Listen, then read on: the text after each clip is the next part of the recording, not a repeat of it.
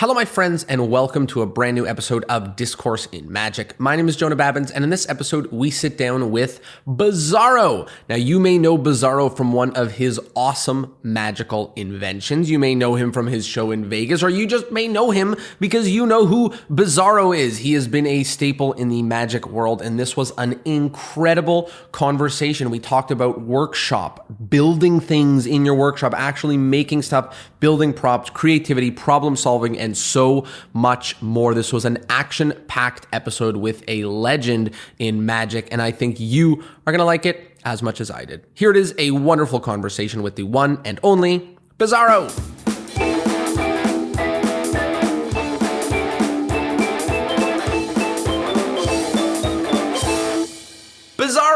Bizzaro, how are you? Yay me, the one and only, because the world cannot handle more than one. It would. I don't know of any other Bizzaros. Yeah. So here's a weird story. Many years ago, I was over at Steven's Magic booth, and the gentleman, Joe Stevens' son, whose name I cannot remember because I'm a terrible person, he made a comment about how he went by Bizzaro when he was younger for a stage name. And I went, what? Come on. And I thought he was screwing with me, but apparently it's true, he claims. But he did not stick with it. But I'm like, yeah, well, I mean, I'm the idiot who's going to stick with it since I was 13. So I guess. As it seems, it's the new Highlander. There can only be one. Right. I mean, if I have to start chopping heads off magicians, I'm fine with that. Well, thank you so much for joining us on the podcast. There's a ton of stuff I want to talk about, from creating magic to performing magic and more. But let's go all the way back to the beginning. How did you get started in magic? Typical story, the magic kit. When I was 5 or 6 or something like that, there was Fisher Price put out this magic set that only was produced for a couple of years, but it was really nice, and it promoted stand-up performing. It promoted it. Wasn't like your typical like cups and balls and all that stuff, all the cheap stuff you get now in a magic kit. This thing was like a trunk. It was like a little thing like this big, and it was, of course, when you're a kid, it's this big, but. And so it just encouraged you to stand up and perform as a stand-up art. So I think that probably is why I'm a stage performer. I'm just going to guess. But yeah, that was, and then just over the years, it was like, we had like one magic shop where I grew up outside of Dallas, Texas. And so I grew up in the country, and we ended up, there was one magic shop in Dallas we would go to like once or twice a year. But I didn't know that at first, so it wasn't until way later. And then at 13, I was like, let's do this for a living. And I think it was a good decision. Wow. To decide that at 13, talk to me about where you went, what did you do? A lot of people find magic alone, then they find a magic store, and then they find maybe the magic community, or find what, as a 13-year-old pumped about this stuff, what do you do? Well, you have to also, you remember, this is pre-internet, so there was no option. And I didn't grow up in a neighborhood, so I didn't have kids to show this stuff to, or hang out with, or get interested in with it. I was also all by myself. I was an only child. So it was a lot of it was a lot of magic on television growing up, watching World's Greatest Magic, all the Gary Roulette specials from the 90s. And then just little random things would come my way. Like I remember my mother was a garage sale person. So she found this big yellow suitcase full of magic tricks, and without instructions. And so I'm like, I don't know what this is. And, I had interactions with like random magicians here and there at these conventions we would go to, because my parents used to work at these sci-fi comic book conventions. So I'd go there as a kid, and there was a couple guys who did magic that I learned from. And but for the most part, yeah, it was just me kind of on my own. I always wanted to do things my own way, even as a kid. Like I was like, oh yeah, this is great, but I'd rather take this prop instead of this and do this, or I like this idea, but I'd rather have it look like this. So I got to make my own version. And also growing up, my parents were big Halloween people, big threw parties and decorated the house. So I grew up with weird decorations in my house all the time. So when I was about 15, that's when I started coming up with this multiplying eyeballs act, because I had access to all these eyeball props from the Oriental Trading Catalog Company, as it was called. And so I had like ping pong balls, beach balls, all sorts of stuff. So yeah, it was just a lot of me being alone, left to my own devices, kind of. So yeah, it's and just making up my own magic, because I think the only books I had growing up, I rent what's his name?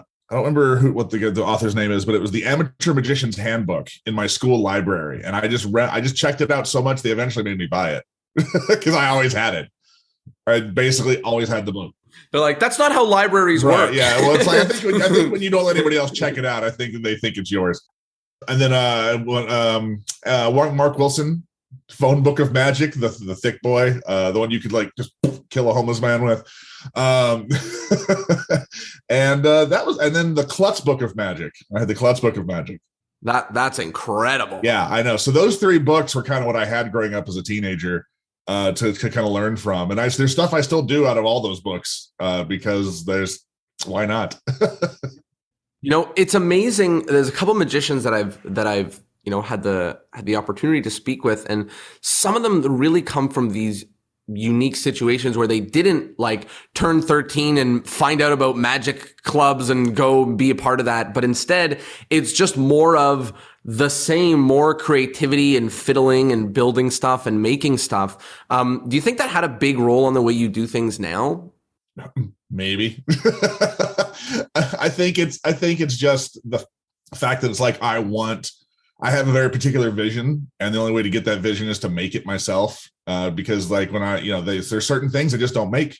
I had, like I said, I would take it. Like I remember I had a razor blade stand because my parents were very trusting when I was a teenager, and so I remember sitting there going, "Oh, I want this to be more my aesthetic, which is just kind of weird and kooky." And so I remember I made my own razor blade stand out of like plastic and glitter paint, and I think the plastic came from packaging from stuff. It's just what I had around, and so I was never deterred to just not make my own stuff. And I also grew up, my father's a machinist, so I grew up not a ton of tools. I'm not like woodworking or anything like that, but I always tell people it's like I didn't get into his business, but I grew up around big heavy machinery and tools. So I think now I'm just not afraid of them because I was like, oh, this is just normal to have hammers and wrenches and calipers and all this crazy stuff around. It's amazing how many magicians, myself included, not only don't build their own props, but like are legit afraid. Like I'm afraid. Like I've seen how I draw. I've seen how I build stuff. Like I don't want to use my props. I'd rather use someone else's props. And in some ways that's good, but in other ways it deters magicians from getting their hands, rolling up their sleeves and getting into stuff. Well, that's something I noticed when I started doing the prop building, offering prop building because I did it for myself and for my friends all the time. When I was 15, I want to say, they started up a young magicians club in Dallas that I became a member of, and I met a bunch of friends. And then those are the people, like a handful of those people were the ones who I'm like, oh, you guys look at magic the same way I do. Let's all hang out and make magic and perform together, and we'll make stuff for each other and jam on stuff. And so that's what we did. And unfortunately, none of them ever did anything else. They never left. They didn't pursue a career like I did, unfortunately. So. Talk to me about that career pursuing thing. So 13, 15, thinking about doing this professionally in Dallas as an only child, where do you go? How do you go start performing? I mean, well, the obvious thing is the thing you start out doing what you hear everybody talk about. I do children's parties. That's a way to make money. Kind of. So, I tried to do stuff, but because I had access to a lot of adults through my parents, because all my friends were adults, because I've never really hung out with people my age. And so I always ended up performing at very random places. And so what really kind of set me on a path, I was in high school. It was my junior year. My friend and I went to go see Tom Petty perform, right? And we're sitting there, we're both skipping out at our junior prom because look at us, or look at me. And so I was like, nah. So we're over watching Tom Petty, and we're sitting next to this couple, and I start chatting to them before the concert or between bands or whatever. And they tell them what I do and what they do and all this stuff. Because it's weird. When I was younger, I was very shy. I didn't like to talk to people or look at people in the eye and stuff like that. And I think performing definitely helped that. Is just being like, whatever, so because being shy and a performer doesn't really go hand in hand unless you can really make that work for you. But so I'm talking to them, they're like, yeah, we do this battle of the bands thing where we have like 10 bands at a nightclub in an area of town. There's an area of Dallas called Deep Ellum. And it's this like 3 streets of like nightclubs, bars, restaurants, all live music venues, all that stuff. So they're like, you should come down and do magic. I said, all right. So at 16, I'm performing in bars and nightclubs doing magic for people between bands. And of course, I'm like, okay, well, I'm going to perform to music because that's where I'm at. And I also like performing to music anyway. It was because that's what I saw. Again, I saw that growing on television. You perform to music. If you're a stage guy, that's what you did. So I started working bars and nightclubs and just never looked back, really. I kept doing that for years until I moved to Vegas. Just all usually in Deep Ellum down in that area, but yeah, I kind of found my own venues, and of course you work your private gigs and your close-up gigs and your weird your flight time hour gigs. That's so awesome. And it's funny to hear, another instance of you hanging around with the adults, performing at bars at 14, probably where you feel more comfortable, performing for the kind of people that you've been hanging around for a little while. Mm-hmm. Talk to me about we'll talk a little more about the creative process now, but then, I think there's a lot of young people who don't have confidence in their material, especially if they are making it up, like if they're not using, a lot of times advice for a young magician is to take something that works and go do it so you can kind of get up there and get performing. And it sounds like you kind of had your own style early, or your own opinions early about what you should be doing. Talk to me a little bit about that, the confidence of performing, material that was your own, or am I misconstruing part of this? Well, I don't know if confidence is the word. I think just zeal, just wanting to perform in general, just being like, I don't care what it is, let's do it. But I was also emulating things that I knew worked, things from books and television. I wasn't creating like brand new magic. I was taking stuff that I knew and just making it my own. So it was like at one point I had a card when I was a teenager. I had a card manipulation, cigarette manipulation act because that's just what you did. But I had a routine to my own music and stuff like that. So, but I think actually I think the current generation in some ways has a little too much confidence in some of their material, because some of the stuff they're creating is bad. I've seen some very garbage. And I talked about this with my friends many times, where it's like, back before the internet, the only place you could inflict bad magic on people was your local magic club and your friends and family, right? And nobody else really saw it unless you were out trying to just do it. And now you can come up with something and then 10 minutes later put it online, and without having fleshed it out, performed it for anybody, even looked at it in a mirror. It's like, and millions of people could see it. Millions of people can call you out on it and make you feel like garbage. And I've seen some stuff online where where somebody presents something and they're like, this is magic, and I go, is it though? Mm-hmm. And I think the reason for that is we no longer have positive performing role models for these performers. It's all just like, here's a trick, okay, bye. Because you have to like fill, you have 30 seconds to do magic, or 15, or whatever TikToker is nowadays, and I'm just like, that's great, but you can't sustain a career that way. And if you don't want to, that's fine. There's nothing wrong with being a hobbyist social media magician, but eventually you got to move out of your parents' house, and you can't pay the bills that way. Yeah. One of the things that's really challenging now that I see is that, the further back you go, the easier it was to have an act, an act that doesn't change, that you do, or that you do for a really long time. And now, because there were venues for it. That's right. Now you can't do an act, and everyone, new and old, are just churning out magic because nobody wants to do this. Not everyone. Well, but, no. What I'm saying is there are places to perform acts that absolutely are. You just have to find them. It's like, yes, and they are few and far between. Right. There's no longer a vaudeville route like there used to be. There's no longer the Borscht Belt. There's no longer these places that you could travel through. And I mean, there are. You can set up little tiny tours and do stuff. It is possible, but it's nothing like it used to be. Like, nobody will ever have the career Johnny Thompson had, because there's just no circuit like there used to be. Yeah. But also the landscape has changed too, for what the ways to make money. Obviously there are there are definitely people who are doing very well on social media, and a lot of guys look at that and go, "Oh, I want a piece of that pie," and it's like that pie is gone, or you're a terrible performer, you can't have pie, whatever. So yeah, when we're talking about making magic or buying magic or using magic to perform on social media, and it's a good opportunity to talk about some of the magic that you've created. I have literally in my drawer here your glue, and a couple other props like that, like the Oreo stuffing and things like that. So talk to me a little bit about the creative process behind making these things. Do you just hanging out in the workshop and seeing what comes up, or you have an idea and they all come from different places. Each trick has a story. Each has a genesis of where it came from. And the thing is, like, I'm not the kind of guy, I don't like to just pump stuff into the marketplace, right? Like, there's a lot of guys who are just like, I need that fix, whatever. And so Murphy's, whatever. But I like to release, when possible, stuff that is like, has utility, has multiple uses. That's like the sponge ball, the glue bottle, and even the Oreo to a degree. Like, there are multiple uses for it. Nobody uses it multiple, they use the same thing, but it has multiple uses.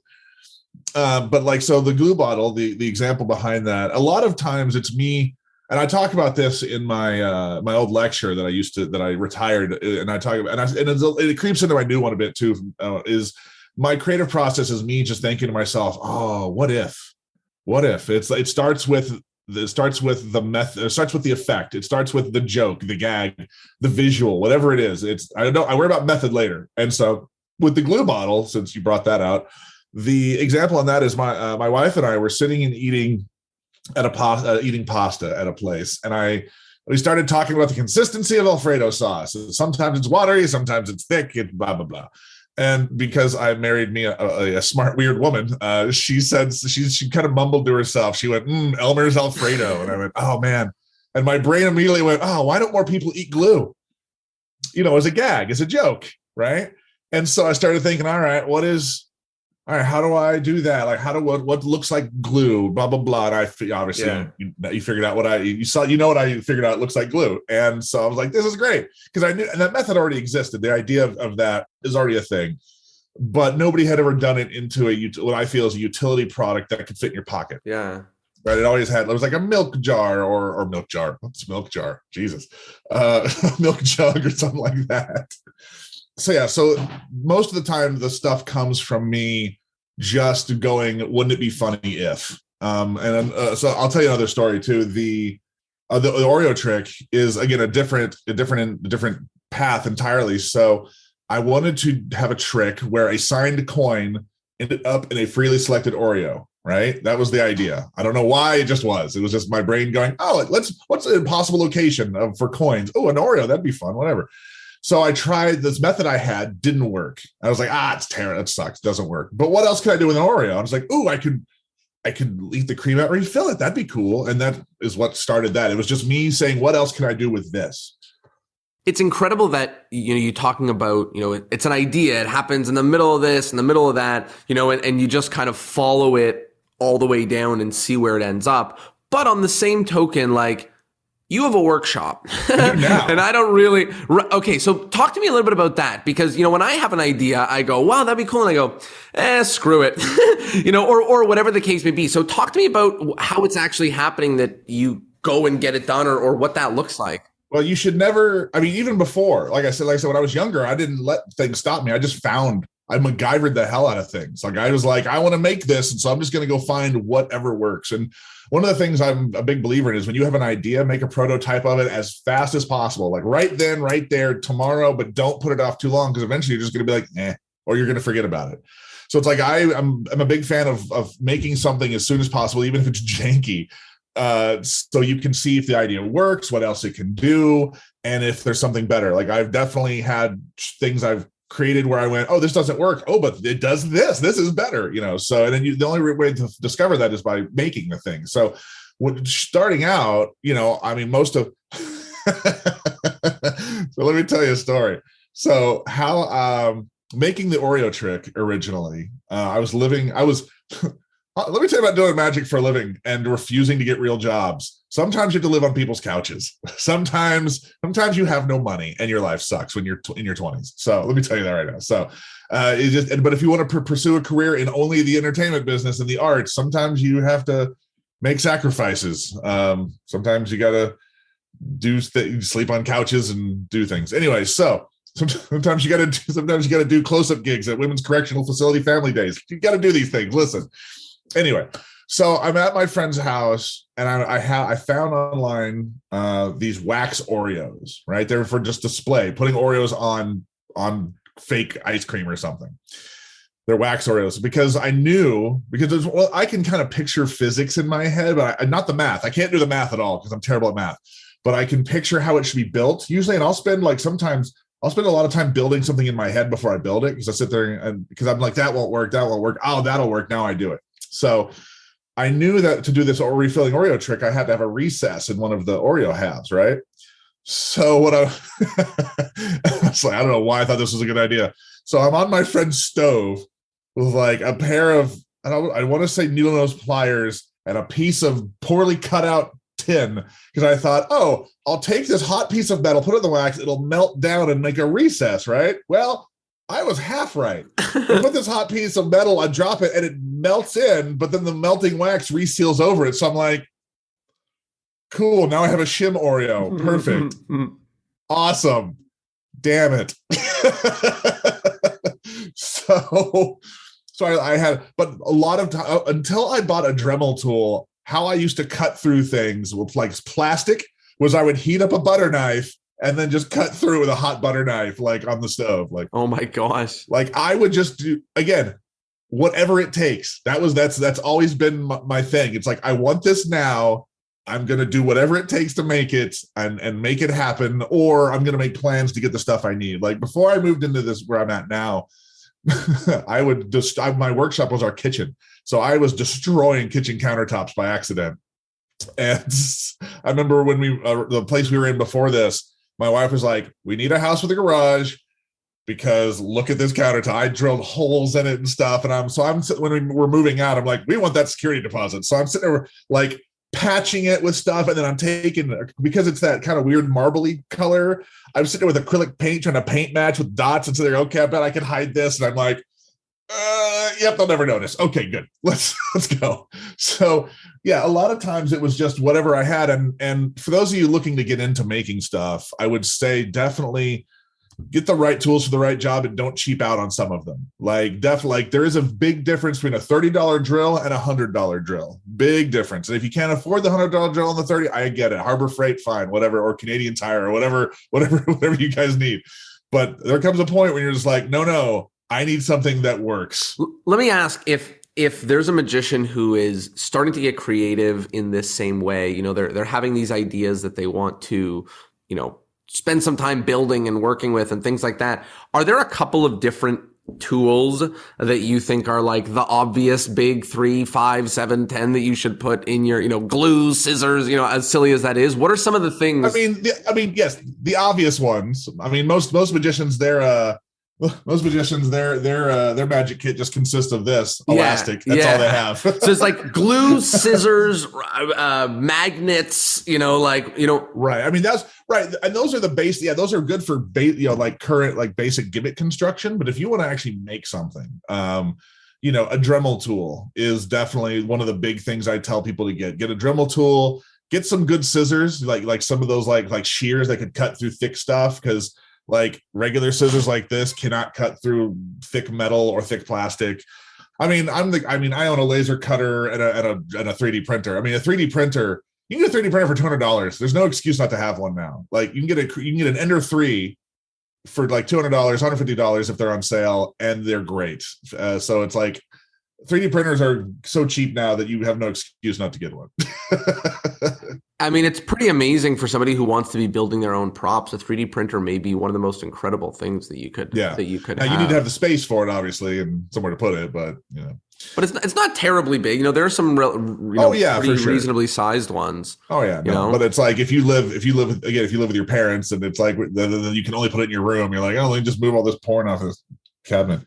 if somebody is thinking about a 3D printer, what are some things or some ideas or some things that you have put together with a 3D printer, with respect to Magic? I mean, for me, it's a lot of housings and a lot of things behind the scenes that you won't see. But there are, I will say, my main act that I've been doing for years now, the duct tape act, there are definitely 3D printed props in there, because there's no way I could have, the things I needed, they didn't make. So I needed to, and I could have made them out of wood, but I didn't have to, right? Like, but when I first started developing, I was like, oh, I need to get metal and glue. And I went, oh, wait, we live in the future. I can 3D print them. This is great. Totally. It's funny the way you said it's behind the scenes stuff, because even like the non-magicians I know that own 3D printers, they don't usually make these giant utilities. They're like, hey, my cord keeps falling off the side of my desk, so I built this little man who holds the cord, and now it doesn't fall off my desk. And I think that's probably what a lot of magicians may use it for. Like, oh, I've got to hold a prop here. Perfect. Let me make something that fits exactly that prop and put it exactly on my belt or whatever. For sure. I mean, absolutely. I don't just sit around printing like weird stuff. Like I don't have like, Bill Cook, who loves his 3D printer, and he loves to print weird stuff. He's got a Terminator arm he printed, right? And it's like, I would love to have that stuff laying around. I just don't. It's, to me, it's a tool to use for my work, and I just can't. For some reason, my brain doesn't like make random crap. It's like, no, make useful things. That's what I need. And don't get me wrong, I have made a few little things here and there, but yeah, for the most part, it's me. And if you want to get into designing, that's the other thing too. The other learning, the only learning curve with that is learning how to 3D model. But if you're making housings, like it's like, oh, I need to make a square holder, like, whatever, this big, and it fits this. There's a program online. It's browser based. It's called Tinkercad.com. Tinkercad.com is great. And if you want to get a little more hardcore, like me, I'll show you this program that I love very much. It is called Shaper 3D, like Shaper without an E. But Shaper 3D is this great program that it originally was only available on the iPad. And then now I believe it is on, if I remember correctly, is now on the desktops as well. It's subscription based, which kind of sucks, but what are you gonna do? So what was, because I grew up, I was an artist in a former life. I used to draw a lot. So for me, being able to design something with a stylus just makes sense. So in Tinkercad, to be able to, like, let's say I needed to make a hollow tube, right? There's a lot of steps for that. It takes a fair amount of steps. But what I love about this program, so I do that. I do step 2. For anybody listening right now, he's basically just building the thing with a pencil on an iPad that he's about to print off. He did it instantly. Yeah. And there you go. I just made that in like less than a minute. Made a hollow tube. So if you want to invest the money and the time, you're serious about it, then you eventually move to serious tools, serious toys, whatever. So. It just depends on, but again, the starter level, $200 Ender 3 and Tinkercad get you really far. And also websites like thingiverse.com, because a lot of people have already created models for things you need. We're like, oh, I need a thing that will hold pens or something. That looks like a skull. Oh, that's already been made. Okay, cool. I think that people that don't consider themselves creative look at those that consider themselves creative or at least output creative things and scratch their head about what the whole thing looks like, really assuming that it's some process that they are nothing like or that they've never done before that, that brings on creativity. And the truth is, time after time again, me asking creative people how they do it, they go, it's just ideas and I'm just following them to the end, and just taking them as far as I can. Right. And I tell you what I find a lot is patience. It's people who don't have the patience to fail or learn from their mistakes. Like people get super frustrated. I know I have friends who are like, oh, I tried to do this and I couldn't do it after 2 times, so I gave up. And it's like, okay, well, you clearly don't have the patience to fail constantly. It's like there's that line about Edison where he's like, I found 1,000 ways not to make a light bulb. Right, yeah. And that's really what it is. It's like you learn a lot from failing. You sit there and go, well, let's not do that again. Let's try this. I mean, that's science. The scientific method is just trying, see what works. So it's really having the patience to just not get, I mean, don't be wrong, I've definitely gotten frustrated. Arduino drove me crazy when I was learning that stuff. But it's just having the patience and the wherewithal and really the stubbornness, I think, to push through the failures and the blockages and learn from your mistakes and be able to break down, like, what's the fail point? Like, that's the big thing I see a lot in when we do escape rooms, is people not being able to troubleshoot when something fails. And I go, well, you have to work backwards and find the fail point. You have to test each individual fail point and go, okay, this works, so it's not this. This works, it's not this. Wait, this doesn't work. It must be this. Mm-hmm. And so then you fix that. Then that does. Now it still doesn't work. You go, okay, well, so it's really about it really is patience. And also having the desire and drive to do it. Some people just don't have that drive. They're just like, I'd rather pay. And as I've gotten older and more busy, I'm like, I'd rather pay somebody money who basically spent the same amount of time I did learning Arduino. Like, we'll use that as an example. It's like I need something very complicated programmed. I can spend the next 3 days hating my life trying to figure it out, or I could give you $100 and have you do it in 2 minutes. Like, let's just cut to the chase. It's like, pay people to do the things you cannot do, or learn to do them yourself. It's your options, or just don't do it at all. But yeah, I remember sitting on a plane next to a woman one time, and she was an older lady, kind of had a Liz Taylor vibe to her, and we started chatting, and she asked me what I do, and I told her, and I asked what she did, and she was like, oh, I could. I was like, oh, it must be nice to be creative and blah blah blah, like that. And I was like, creativity doesn't always mean output. It doesn't mean you have something to show for a physical product. And I said, in your job, I'm sure you have come up with creative, because really creativity is just problem solving. That's exactly what it is. Right. It's looking at something and going, how do I do this? How do I fix this? How do we make this happen? And you can do that without having an output. You can I said that to this lady, and she was like, oh yeah, and I figured out how to do this stuff with this paperwork and blah blah blah. And now things are streamlined and smooth. And I'm like, see, you're more creative. People are more creative than they think they are. The problem is they're looking at other people's creativity and going, well, I'm clearly not creative. And I'm like, well, calm down. You are in your own way. There's a performer in our show here in town. Her name is Anna Rose, right? And when we met, she was similar, like, I don't know how to be creative, blah, blah, blah. And then, after hanging out with all those weirdos for a little while, she realized, she basically unlocked her own potential and just found, it's like, you have to find your own path of creativity. You can't look at somebody else's, go, I'll be creative like that, because there's no formula. There's no one way, there's no wrong, or there's no wrong way to eat a Reese's, whatever.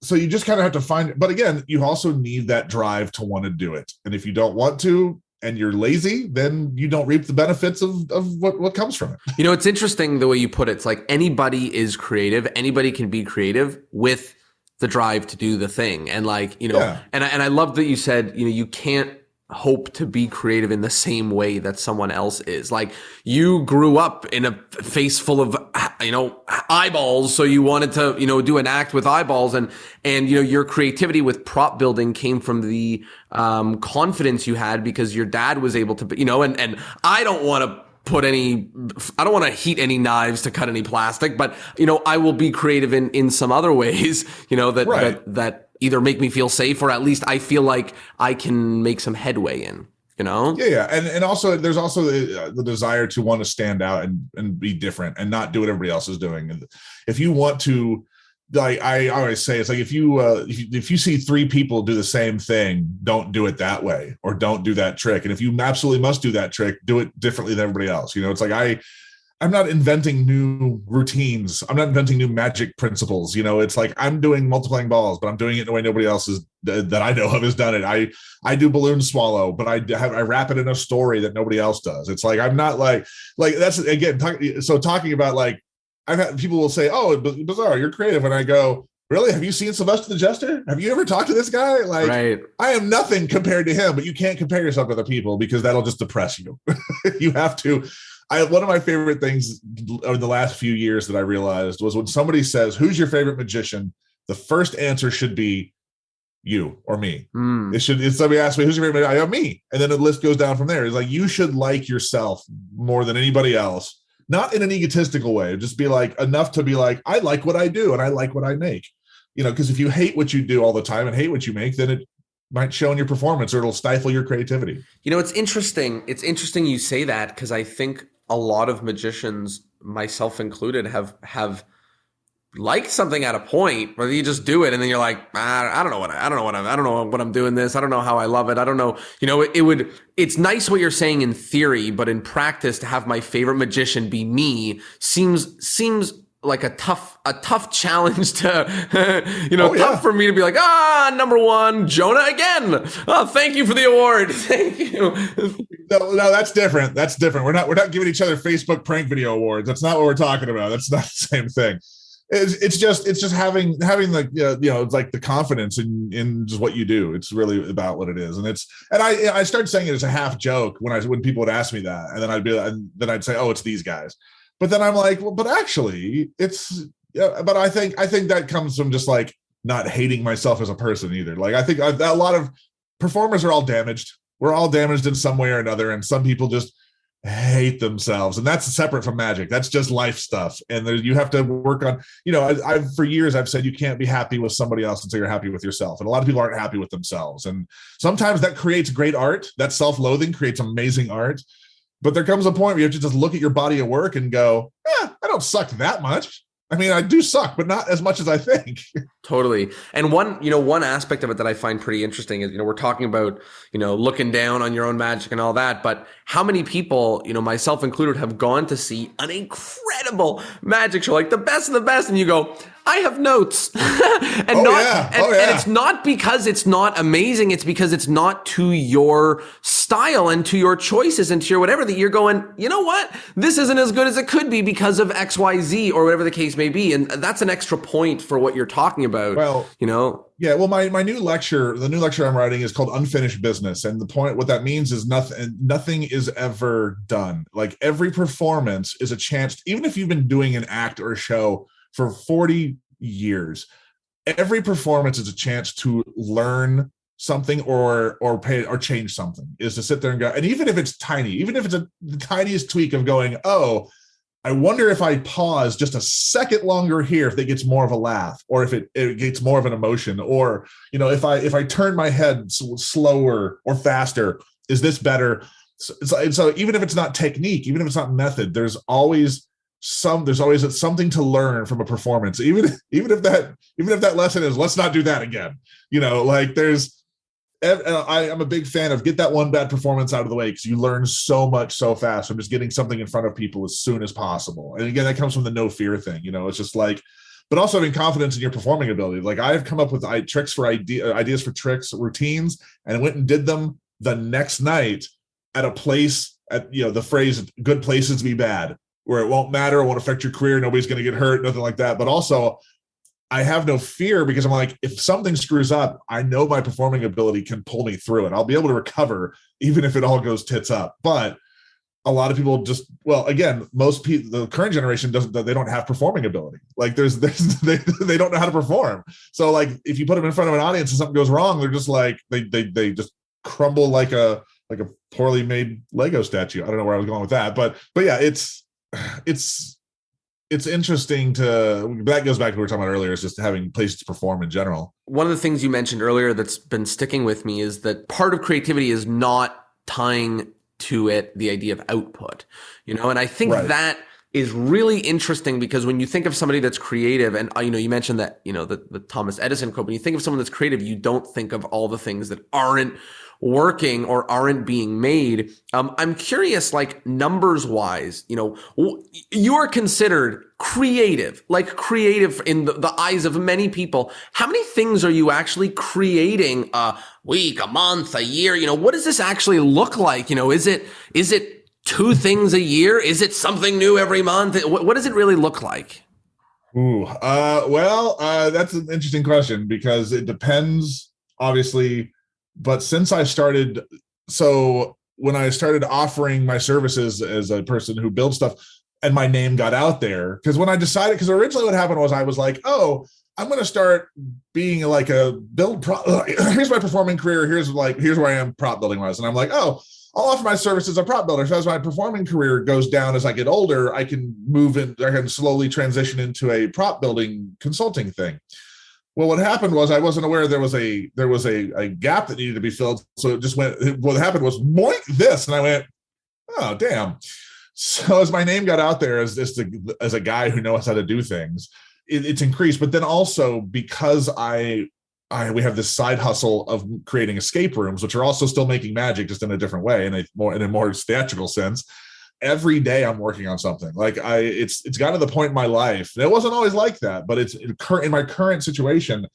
Every day I have something to do. Like there's never a day where I shoot out. There are days I do sit down and do nothing, but there's not a day where I have nothing to do or nothing I can't be working on. Because also some props, some big stuff take days to manufacture because you got to paint them, glue them, and some glues take 24 hours to dry.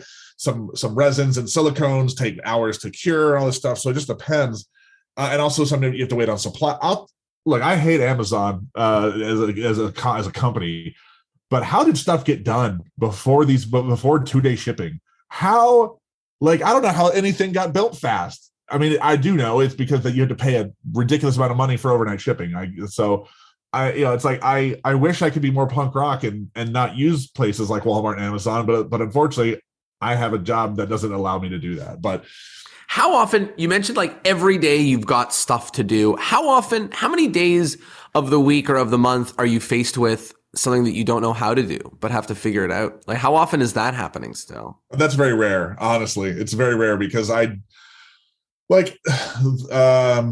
generally don't like, even though I think of stuff without method, I usually have some sort of method in mind when I come up with it. So it's usually when I hit a roadblock, it's Arduino. Whenever I have to do something electronically and I have to program it to do stuff, that's always my biggest stumbling block is just programming stuff. But I don't use Arduino much. I use a whole different system for electronics and stuff that is way easier to use, visual interface, all that stuff. Because shocking, the creative guy likes visual stuff. A lot of times it's not so much of like, I don't know how to do this. It's more like, let's try this. That didn't work. Let's try this. That didn't work. Let's try this. That didn't work. Or sometimes I overcomplicate things, or sometimes it's more setbacks than it is, I don't know how to do this. It's something I was like, oh, I know this will work. Oh, this doesn't work like I thought it did. Or like, here's an example. We were making these there's a games cafe in Chicago. We had to make these little dioramas of mice playing games in these little boxes. And they wanted you to like hit something with an RFID and the door opens. And I was like, oh, okay, we'll use like servos or linear actuators, something like that. Well, the problem was when you start miniaturizing some of those things, they get loud. Like whenever the door would open, it was like, me. I'm like, I hate that. I hate that I can hear it. So then I tried like 3 or 4 different things. And then finally I was like, I got it. Smart tint, which is this tint that goes onto plexiglass or glass that causes it to become see-through or opaque with electricity. When you put electricity through it, it becomes see-through. So I'm like, hey, this solves 2 problems. Now people can't stick their hand in here and touch things, but also now it goes from opaque to clear. People can look in and then it shuts off. No noise. No moving parts. It won't die over time. It's great. So and there are times when like I have an effect where I have a package of cookies, a whole packet of Oreo cookies. I shake it and they fill instantly. And you can find it on my Instagram and things like that. I've got it on there. But I tried to figure out a method for that for 2 years because I kept revisiting in my head going, what, like photographs, spring, blah, blah, blah. And what happened was I ended up walking through a tool store here in Vegas and I looked at something and went, oh, those look like Oreos. Oh my God, I just figured it out. So sometimes it's just sitting on something where it's like, I know what I want. I just don't have what I need yet. So it's like sometimes it takes years to find it. Yeah. There are definitely some avant-garde ideas that I have seen that I'm just like, oh, there's one venue for this and this is not it. Like there's a place for this in the universe. You're just doing it in a Magic Club meeting, and this is not nobody gets this. I was recently at the SAM convention, and I watched the competition because I like to see what people are doing. And mercifully, they had it in the like afternoon instead of in the morning, so I could actually go watch the damn thing. You hear that, Magic Convention people? Stop putting your competitions at 10 a.m. Nobody's amazing or funny that early. Stop it. Afternoon only. All right. Anyway. So the last guy, I don't know who he is, still don't know who he is, still don't. He did this very interesting act it was my favorite act, but it definitely wasn't going to win because it wasn't ticking those little baloney boxes they have for competitions. But it was a very interesting act, and I went, I can see this absolutely working in the right variety show in the right place. Here, this is not the right place. But it was like, it was character, it was comedy, it was different. I hadn't seen it before. I was like, this is great. So yeah, so so again, yeah, I would say 99% of ideas are not worth pursuing just to see what happens. And people come to me all the time and go, what do you think of this? What do you think of this? I go, do it. Just do it and see what happens. You'll know. As soon as you do it for the first time, you'll sit there and go, oh God, no, let's not do that again. Or, oh, this has merit. Let's fit. Like, here's an example. I was about to go to do a 3-month gig in the Grand Canyon at a theater in Arizona. And 2 days before I left, I came up with this idea. I always had this wacky idea. So I had this idea of, I like salt pour. I don't know why, I just do. I have no reason for it, but I thought I wanted to do something where I like the idea of catching something in a net that you cannot hold in a net. And that's, salt or sand or something like that. So I couldn't find a net I liked. And then I was at a Target one day and I found a net like this, right? So this is like a little, for kids, like a bug catcher's net, right? And the one I have is a longer handle. It's about this long. So this is a little net. And I'm like, this is great. This is perfect because this looks doable. This is like a fishing net with giant holes in it, right? So I was like, okay, so now I'm going to catch salt in a net out of the air. And so I wrote this idea. I was like, okay, so what is salt? What's salt related to? Ooh, popcorn. People put popcorn on salt. Okay. So the idea initially was, I have a thing of popcorn. I pull out the thing of popcorn. There's nothing in it. I set it down. I then open up a jar of salt, a little jar. Why do I keep saying jar? Whatever the container of salt. Not a shaker. It's like the thing it comes in, like the Morton salt, like it doesn't matter. I open up a thing and I mime that the salt flies out like bugs. I do this and I go, oh, and I follow it up into the air and I'm like, oh man. So now I have to catch the salt. And because the initial idea in my head was, oh, salt is popcorn seeds. I put the salt into the popcorn thing and then it fills with popcorn. That was the idea. Well, that was a little abstract for the audience. But anyway, I came up with this idea. I practiced the beats of it. I went and did it the next day at Wonderground. And it was not great because the day after I was leaving for the Grand Canyon. So it wasn't amazing, but it also wasn't terrible. So there was something there. And I went, okay, I got through that. I need to tweak a few things and a few things I just didn't understand. So I go to the Grand Canyon and about a month and a half in, I'm like, I want to put this new routine in that I'm working on. And the audience, well, here's something I found about salt pour. When you make salt, because I would pour the salt in my hand and make it vanish. And then I started doing it. I would pour the salt and make it vanish. And then later on I'd bring it back, right? Out of the net or something like that. And what I came to find was the audience didn't care that the salt came back because of course it did. When you're at a magic show, if something vanishes, that's going to come back. Duh, right? So I'm like, okay, what if I never vanish it? What if you never see me vanish the salt? What if I'm doing something that you're just like, I have no idea. They're watching me going, the hell is this guy doing? Like, because I love the magic routines where everything comes together for the audience at the end. And an example of this is razor blades.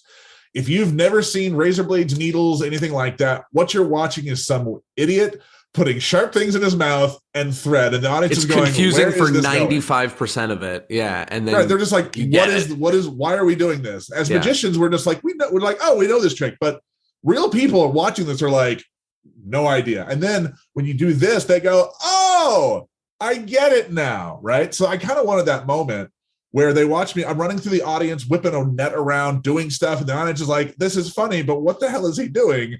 And then I take the net and I start pouring salt out of the net, and they go, oh, he was catching salt. Where's that coming from? So I kind of wanted that moment. So, but anyway, so I did the routine there a few times in the Grand Canyon. Still, the audience didn't care. I mean, even more so, it was a dinner theater, so the audience really didn't care, but they cared even less than everything else. So overnight, I rewrote the routine to what it is now. It's changed. It's now I have an empty salt shaker. I need to fill it. I open it up. I open up the salt container. There's nothing in it. And I look up and I'm like, and so now I start catching the salt. Now I pour it into the salt container, take the empty salt shaker, drop it in, snap my fingers. A full salt shaker jumps out into my hand. And that's it's a story. Like, I love vignettes. I like using magic to solve a problem. It's like, this salt shaker is empty. How do I fix that? In the most ridiculous way possible. That's how I fix it. It's a great story, and it helps share, something that you said, which is, you go put it out on stage, and either it's horrible or there's something there. And if there's something there, it may just kind of hang out in the back of your mind for a long time, may become something, may never become something, but it's nice to revisit those. And the other thing that you said that is really, compelling is that really all the work ended up happening in one go. Like, obviously little bits, but it was one, why don't I just do this? And that it was reworked in one night. That's basically, obviously all these tweaks and stuff, but it was one big idea that got you there, Right, and there's a book that illustrates that what you're talking about is called The Tipping Point. I don't know if you've ever heard of it. Yeah, of course. Right. So there's all there. Yeah. The tipping, for those of you who don't know, the tipping point, the book isn't about performing, but it applies to a number of things. And the concept is, you'll have an idea teetering on a precipice, and it's like almost everything falls into place, but you have this one. It's like there's just something keeping this from tipping over, and then there's this one concept, notion, thing, whatever, intangible or tangible object that just like hits you, and it makes everything fall into place. Boom, like that.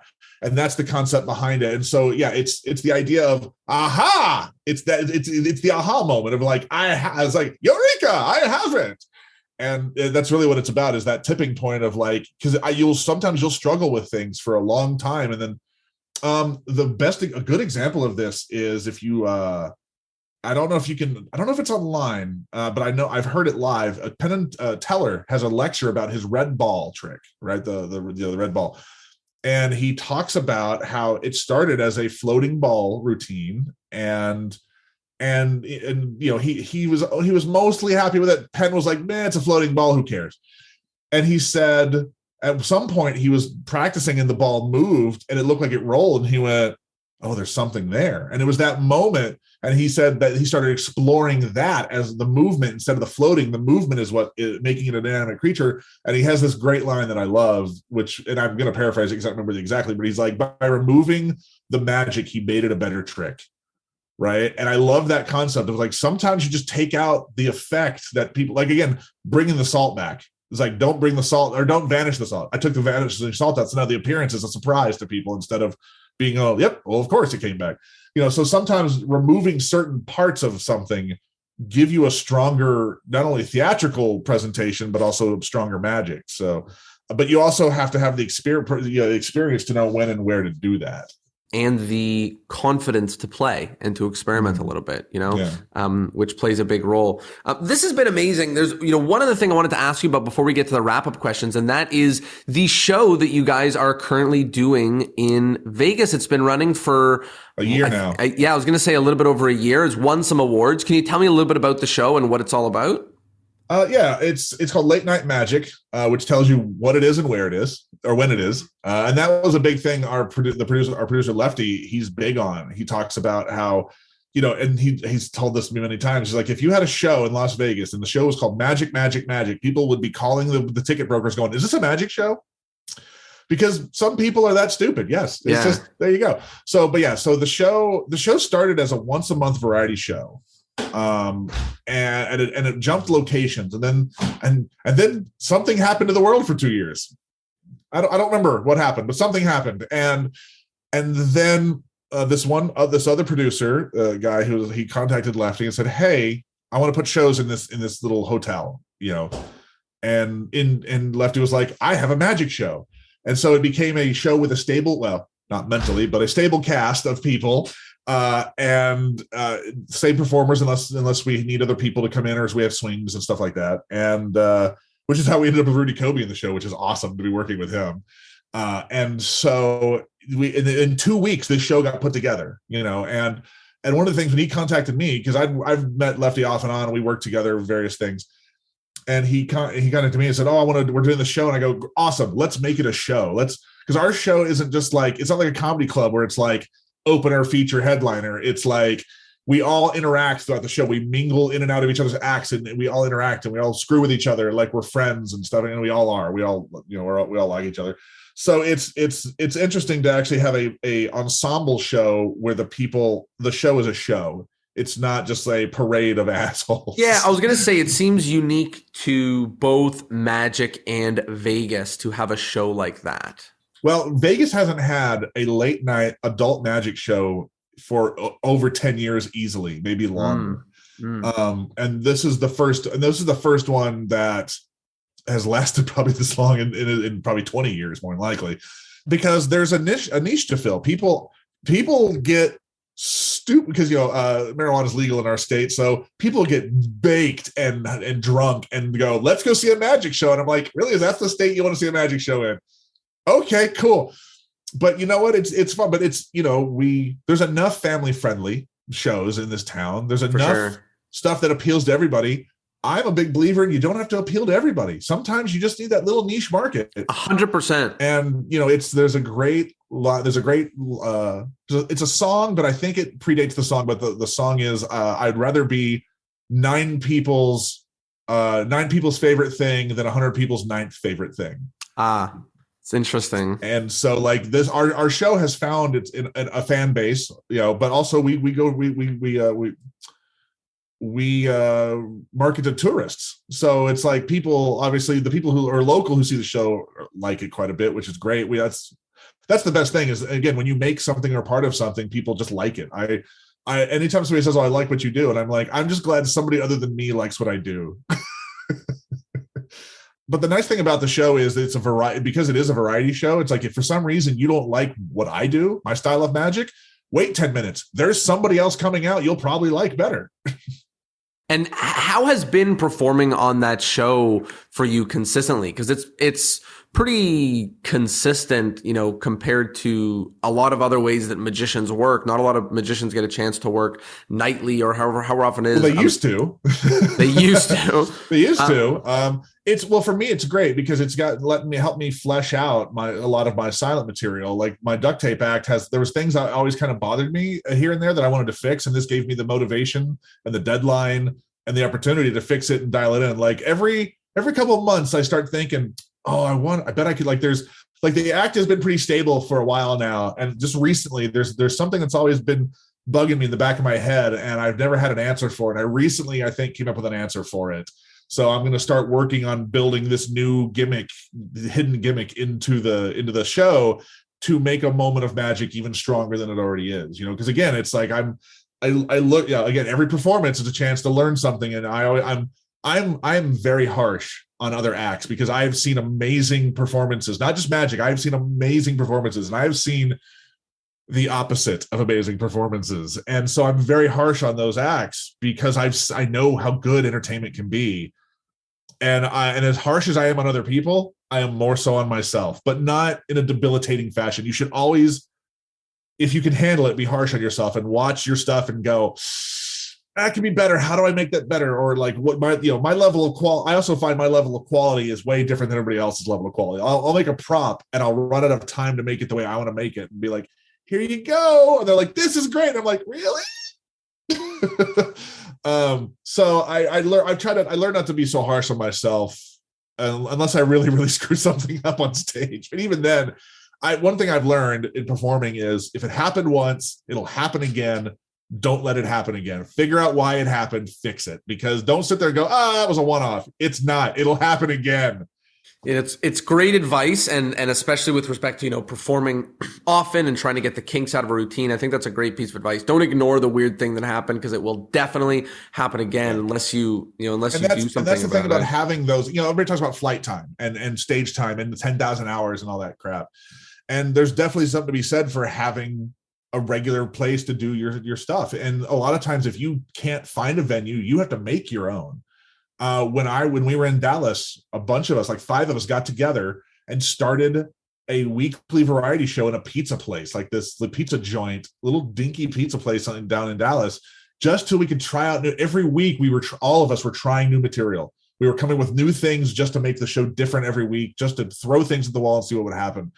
And we weren't charging tickets. It was all for tips. So at the end, we'd all take whatever tips we made, go to Denny's and talk about the show, so it was great. But again, we had to make our own venue. We had to just approach a place and go, hey, do you care if we do this? They're like, no, it's fine, whatever. And because for them, they're not losing anything, and they might gain customers. So, but of course, so there's some people who live in a podunk dinky town where that's not possible. So sometimes I don't think this is Jeff McBride's line, but he's the first one I heard it from. And it was, you're never a prophet in your own land, and you can't make a profit in your own land. And I was like, oh, that's he's not wrong. The line of you're not a prophet in your own land is absolutely true. Sometimes you have to leave where you're from and go be successful somewhere else. And when you come back, they take you seriously, which is what happened with Texas for me. This has been so great, really, illuminating for myself and especially other creative magicians out there, or budding creative magicians. Well, I hope so. We are nearing the end of the episode, and with that, there's a couple of wrap-up questions. And the first is the endless chain. So, in order to keep the podcast going on for eternity, each guest is asked to recommend another guest that would be great on the show. There's 2 catches. They are, I cannot have interviewed them already, and you have to be able to put us in contact. You can't just say, "Oh, sure, you're right." You're right. I would suggest two of them: Rudy Kobe and the Shocker. Both phenomenal, and both people that I haven't had on. So that's right. And I can get you in contact with both of them. Amazing. The next question is about modern magic. So there's a lot been going on in the world of magic in the last couple years, forever, but in the last couple of years. What's one thing you like about the world of magic right now, and what's one thing you don't like about the world of magic right now? Boy, how much more time do we have? So I have no problem with social media magic as a genre. I understand that it's a new thing, and it's a genre of magic that is here to stay, and I'm fine with it because there's some amazing stuff that people are doing on camera. Great. I have no problem with this. What I don't like is the lack of substance and how disposable it is. A magician friend of mine and I started up a weekly series before the pandemic called Unicorn Wednesday. Her name is Misty Lee. You can check her out. Go to unicornwednesday.com. For 2 years, rings a bell. I think I saw them. She was uploading tricks like every week or something. Every week, for 2 years. Yeah. And I was behind the scenes, sometimes in front of camera, but I was helping her. We made these things on a regular schedule. And it's like we weren't trying to make viral videos. We were trying to make something with substance that stuck with people. And I would like to see more of that from. I'd like to see more people putting more effort into their social media magic.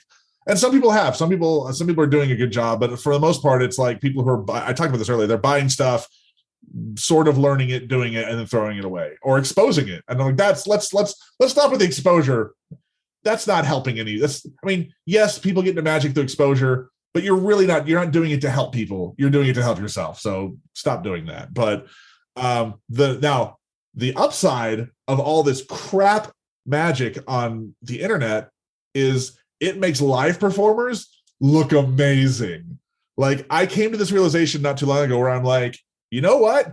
All of you bad magicians on the internet, keep being bad. Keep doing shitty magic. Because you know what? When they come see me perform live, they're going to love me. Because they're going to be like, I don't know how he's doing this. He's like, Zach King can edit. Where he's not editing. This is happening live. So and there's jokes and beats and da-da-da, Right. It's like, I think the more bad magic people see on the internet, the better live performers who are good at what they do look. And so I kind of have this love-hate relationship with it. So it's kind of like that. My answer is both of those. That's great. The next thing to talk about is the take-home point. People have been listening to us talk for a long time now. They listen to these podcasts doing lots of stuff, walking their dog, washing their dishes, who knows.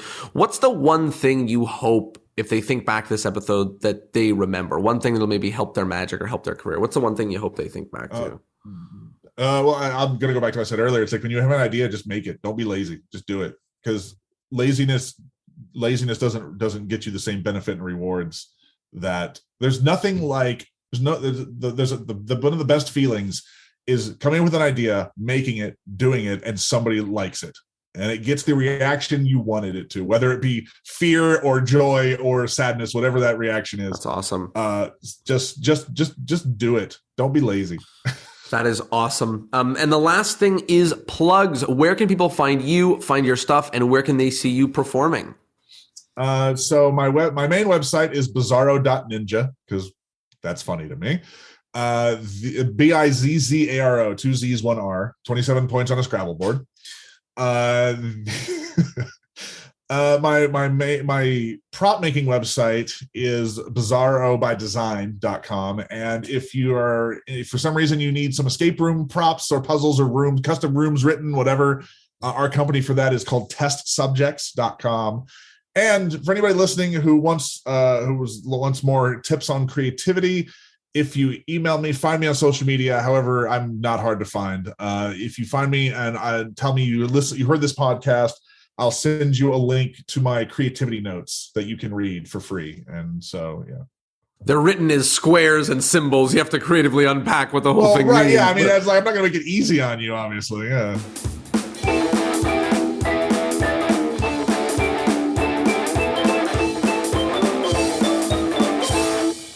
Well, there you have it. I hope you liked the episode, and I hope, of course, that you learned something. As always, if this was cool, interesting, valuable, fun, then now is the chance to tell someone about it. Think about how cool you'll look if you share an episode that's awesome. And that's what this is. So share it, tell a friend. It would mean the world. Thanks for being here. Thanks for spreading the word, and I'll see you next Thursday.